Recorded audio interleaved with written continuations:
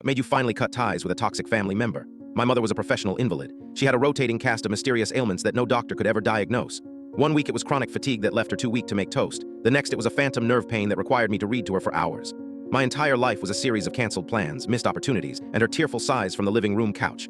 I was her caretaker, her nurse, her companion. I was her prisoner. She wasn't just sick, she was a master of emotional manipulation.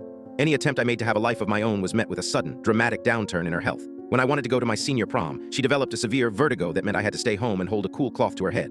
When I got my first girlfriend, my mom's heart palpitations became so alarming that I broke up with the girl out of guilt. World saw a devoted son caring for his frail mother. No one saw the cage. My one hope was a scholarship to a university 3 states away. It was my only ticket out. I studied in secret late at night after she was asleep. I wrote my application essays in the library. When the acceptance letter arrived, it felt like a pardon. It was a full ride covering everything. For the first time, I saw a future that wasn't defined by her needs. I made the mistake of leaving the letter on my desk. I came home from my part-time job to find her in the middle of a full-blown seizure on the living room floor. Her body was jerking, her eyes rolled back in her head. It was the most terrifying and convincing performance of her life. I almost called an ambulance, but something stopped me. The faint smell of her perfume in the air, the way her hand clutched a crumpled piece of paper. It was my acceptance letter. She'd seen it. This was her checkmate.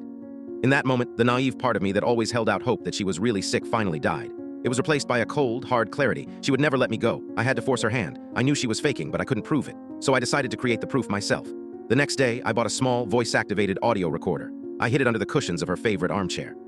I then accidentally left a brochure for the university's student housing on the kitchen table. I went to work, my heart pounding with a mixture of fear and resolve. When I got home, she was on the phone with her sister, my aunt. I stood outside the door listening. Her voice wasn't weak or frail, it was triumphant. "Oh, he fell for it completely," she chirped, laughing. "The seizure was a masterpiece. You should have seen his face. He's not going anywhere.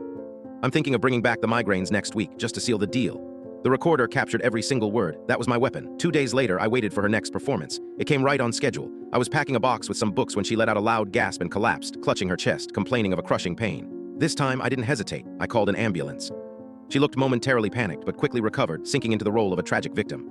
At the hospital, the ER doctors ran their tests. They found nothing, as usual. They were about to send her home with a prescription for anxiety medication when I asked to speak to the head doctor privately. We stood in a small, sterile office. I didn't raise my voice. I just took out my phone, pressed play, and laid it on the desk between us. He listened to the entire recording of my mother bragging about her fake seizure, her voice echoing in the quiet room. The doctor's expression shifted from professional sympathy to utter shock, then to a grim, steely anger. He listened to the whole thing without saying a word. When it was over, he just nodded slowly. He didn't need to say anything. He walked out of the office. I didn't go back to my mother's room. I walked out of the hospital, got in my car, and just drove. About an hour later, my phone rang. It was the hospital's social worker. She informed me that based on new evidence, my mother had been placed on a mandatory 72-hour psychiatric hold for evaluation. I hung up the phone and kept driving toward my new life.